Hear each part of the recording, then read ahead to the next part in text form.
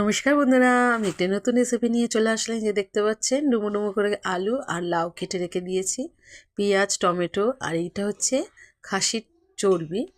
এইগুলো আমি ছোট ছোট টুকরো করে কেটে নিয়েছি। এখানে আদা, রসুন আর কাঁচা লঙ্কা পেস্ট করে নেব। আজকে আমি খাসির চর্বি দিয়ে লাউ আলু দিয়ে কষা করে দেখাবো। এটা একটি পুরনো দিনের রান্না। আমি আমার মতন করে দেখাবো। আলুর মধ্যে একটু নুন আর হলুদ দিয়ে হালকা ভেজে তুলে নেবো আলুগুলোকে। আলুগুলো ভাজা হয়ে গেছে, এবার আমি লাউগুলোকেও অল্প হালকা নুন হলুদ দিয়ে ভেজে নেব। লাউটা না ভাজলেও হয়, তবে ভেজে নিলে টেস্টটা আরও বেশি ভালো হবে, ওই জন্য আমি ভেজে নিলাম।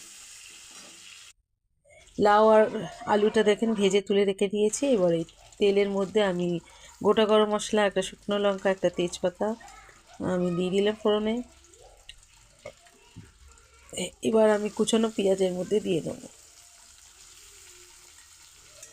কুচনো পেঁয়াজটা দিয়ে আমি একটু হালকা লালচে করে ভেজে নেব।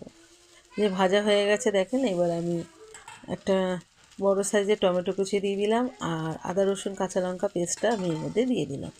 দিয়ে আমি ভালো করে ঢাকা চাপা দিয়ে আর টমেটোটা একটু যতক্ষণ না গলছে ততক্ষণ আমি কষিয়ে নেব। দেখেন টমেটোটা নরম হয়ে গেছে।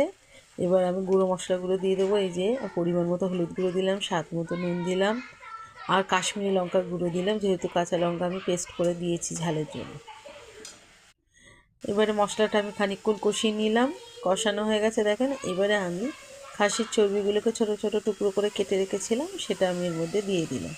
দিয়ে কিছুক্ষণ আমি এটাকে একটু কষিয়ে নেব। কষানো হয়ে গেছে দেখেন। এবার ভেজে রাখা আলু আর লাউটা আমি এর মধ্যে দিয়ে দিলাম।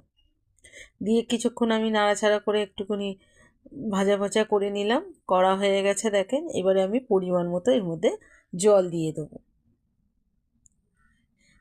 জলটা দিয়ে আমি দেখেন জলটা একটু ফুটে উঠেছে। এবারে আমি এর মধ্যে গরম মশলাটা দিয়ে দেবো। গরম মশলাটা দিয়ে আমি ভালো করে মিশিয়ে নিয়ে গ্যাসের ফ্লেমটা লোতে রেখে মিনিট 5 রান্না করে নেবো ঢাকা চাপা দিয়ে। দেখেন হয়ে গেছে। এবারে আমি নামিয়ে দেবো।